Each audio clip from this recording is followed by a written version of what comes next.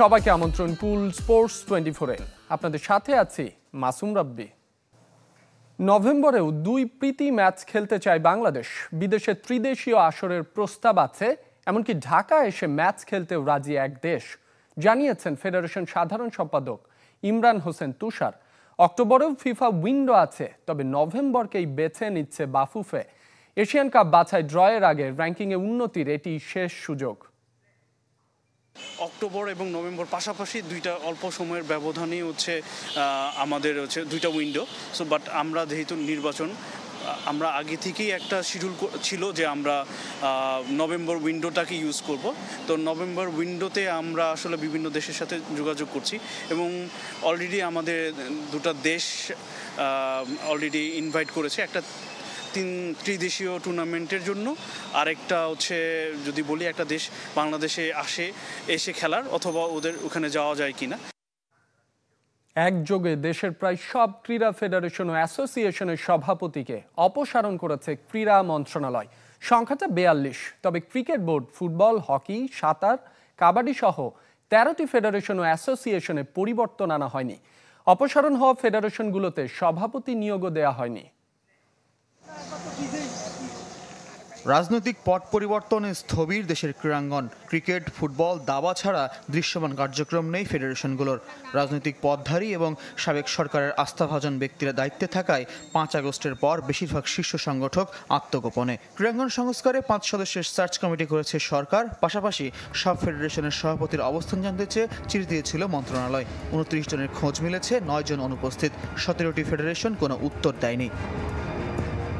রিপোর্টের পর একযোগে 42 ফেডারেশন, অ্যাসোসিয়েশন ও সংস্থার সভাপতিকে অপসারণ করল সরকার, যাদের মধ্যে উল্লেখযোগ্য athletics, shooting, badminton, karate, tennis, table tennis, ভারোত্তোলন, cycling, archery, taekwondo, squash, roller skating, gymnastics, handball এবং প্যারা আর্চারি।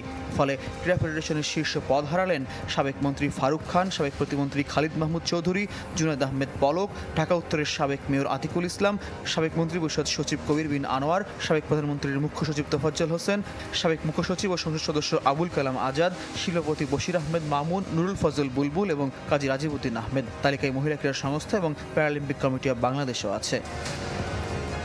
55 ফেডারেশন, অ্যাসোসিয়েশন সংস্থার মধ্যে 13টিতে পরিবর্তন আসেনি, যেখানে আলোচিত ক্রিকেট, ফুটবল, হকি, সাঁতার, কাবাডি, গলফ। ক্রিকেট বোর্ডের সম্প্রতি সভাপতি পরিবর্তন হয়েছে। ফুটবল ফেডারেশনের নির্বাচিত কমিটিতে হস্তক্ষেপ হলে ফিফা নিষেধাজ্ঞার শঙ্কা আছে। এছাড়া হকি ফেডারেশনের বিমান বাহিনী প্রধান, সাঁতারে নৌবাহিনী এবং গলফ ফেডারেশনের সভাপতি সেনাবাহিনী প্রধান। অপসারণ করলে নতুন সভাপতি এখনও নিয়োগ দেয়নি ক্রীড়া পরিষদ। আগামীতে অ্যাডহক কমিটি হবে বেশিরভাগ ফেডারেশনে। ফয়জুল ইসলাম, channel 24, Dhaka.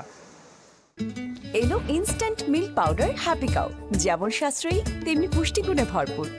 Happy cow instant milk পাউডারের সাথে ফার্মল্যান্ডের চিনি গুঁড়া চাল একদম ফ্রি। ক্রিকেটের খবর, ভারত সিরিজ চ্যালেঞ্জিং হবে মনে করেন লিটন দাস। শক্তি, সামর্থ্য আর কন্ডিশন বিবেচনায় ঘরের মাঠে টিম ইন্ডিয়া এগিয়ে থাকলেও নিজেদের সর্বোচ্চ দিতে চায় বাংলাদেশ। পাকিস্তানের মাটিতে ঐতিহাসিক সিরিজ জয় আত্মবিশ্বাস যোগালেও তা নিয়ে থেমে থাকতে চান না লিটন। সময়ের ধারা মেনে খেলবেন অ্যাটাকিং ক্রিকেট। 10 বছর হয়ে গেছে ক্রিকেট খেলতে, সো ওইটুকু এক্সপিরিয়েন্স তো হয়েছে। এখনই সময় দায়িত্ব নেওয়ার, তো দায়িত্ব যদি এখন না নিই তো আর কবে। সো সুযোগ পেলে আমি বলতেছি যে জিনিসটা যে দায়িত্ব নেওয়ার সময় এসেছে, বাট জিনিসটা এই না যে প্রতি ম্যাচে আমাকে দায়িত্ব নিতে হবে। আমি মানুষ, আমার দ্বারা মিস্টেক হতে পারে। মাঠে আর মাঠের বাইরে বদলে যাওয়া লিটন দাস। অভিজ্ঞতার মূল্য দিতে হবে, এই উপলব্ধিটাই তো প্রয়োজন বাংলাদেশের। আত্মতৃপ্তি থেকেও বেরিয়ে আসার চেষ্টা। পাকিস্তান সিরিজ নিয়ে বেশি কথা না বলে ভারতকে নিয়েই লিটনের পুরো মনোযোগ। তবে পাকিস্তান সিরিজ আত্মবিশ্বাস যেমন বাড়াবে, প্রত্যাশার পারদও। হোম কন্ডিশন, র্যাঙ্কিং আর শক্তির ভিত্তিতে ভারতকে এগিয়ে রাখলেন লিটন। যদিও দুই দেশের ব্যাটিং গভীরতায় দেখছেন না ফারাক। আপনারা যদি ওই পাকিস্তান সিরিজ নিয়ে বেশি কথা না বলেন খুব ভালো হবে, বিকজ সামনে যে সিরিজটা আসছে এটা অনেক বড় চ্যালেঞ্জিং একটা সিরিজ। হোমে যখন ইন্ডিয়ার সাথে খেলবো, India always better side. So আমি বলবো না যে খুব চ্যালেঞ্জিং হবে না, আবার খুব সহজ হবে। জিনিসটা তাদের কন্ডিশনে তারা খুব ভালো দল এবং তাদের টেস্ট ক্রিকেটের যদি র্যাঙ্কটা দেখেন খুব উপরে, তো আমার মনে হয় আমাদের জন্য খুব চ্যালেঞ্জিংই হবে। টেস্ট ব্যাটিং এখন আগের মতো নেই, রান তোলার গতি বাড়াচ্ছে দলগুলো, তাই অ্যাটাকিং মোডে অভ্যস্ত হওয়ার ডাক লিটন দাসের। পুরো ওয়ার্ল্ডে সবাই অ্যাটাকিং মুভমেন্টে ক্রিকেটটাই খেলেন, স্বাভাবিক বিষয়। টেস্ট ক্রিকেটে অ্যাটাকিং ফিল্ডিং থাকে, আউট হওয়ার চান্স যেমন বেশি থাকে, স্কোরিং করার অপরচুনিটিও বেশি থাকে। আর যদি আমি একটু শর্ট না খেলি, টিমের স্কোরবোর্ডও চলবে না, প্লাস আমার মনে হয় আমিও ওই জায়গায় স্ট্রাক হয়ে থাকবো। সো ভারত পাকিস্তানের মতো দলের সাথে খেলার গুরুত্বই আলাদা। চাপ যেমন থাকে, সাফল্য ছড়িয়ে যায় বিশ্ব ক্রিকেটে। বাংলাদেশের সামনে এখন ধারাবাহিকতা ধরে রাখার চ্যালেঞ্জ। আমার কাছে মনে হয় এটা মোটিভেটই করে, কারণ অবভিয়াসলি আপনি ভালো খেললে আপনার ফেম হবে, দুইটা মানুষ চিনবে, এর থেকে বড় পাওয়া তো আর কিছু থাকতে পারে না। ইকরাম হুসাইন, চ্যানেল 24, ঢাকা।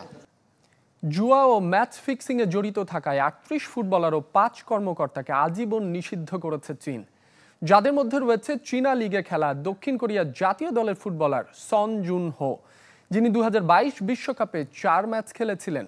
চীন জাতীয় দলে খেলা জিন জিনগাদো ও গু চাও আছেন এই তালিকায়। চীনের ঘরোয়া ফুটবলে জুয়া ও ম্যাচ ফিক্সিংয়ের অভিযোগে 128 জনের বিরুদ্ধে 2 বছর ধরে চলা তদন্তের পর এমন শাস্তি ঘোষণা করেছে দেশটির নিরাপত্তা মন্ত্রণালয়। 120 ম্যাচ পাতানোর প্রমাণ মিলেছে, যেখানে জড়িত 41টি ক্লাব। সাম্প্রতিক বছরগুলোতে প্রেসিডেন্ট শি জিনপিং এর নির্দেশে দেশটির ক্রীড়াঙ্গনে দুর্নীতি বিরোধী অভিযানে নামে আইন শৃঙ্খলা বাহিনী। আগামী বছর হচ্ছে না ফিনালিসিমা, জানালেন আর্জেন্টিনার কোচ লিওনেল স্ক্যালোনি। ফুটবলারদের ব্যস্ত সূচির কারণে এমন মন্তব্য করেছেন তিনি। 2026 বিশ্বকাপের আগে হতে পারে দু মহাদেশের সেরা দু দলের লড়াই। আর্জেন্টাইন গণমাধ্যম বলছে 2026 সালের মার্চে পিছিয়ে গেছে এই ম্যাচ, যেখানে লড়বে কোপা আমেরিকা সেরা আর্জেন্টিনা আর ইউরো চ্যাম্পিয়ন স্পেন। ফিনালিসিমার বর্তমান চ্যাম্পিয়ন 3 বারের বিশ্বকাপ জয়ীরা।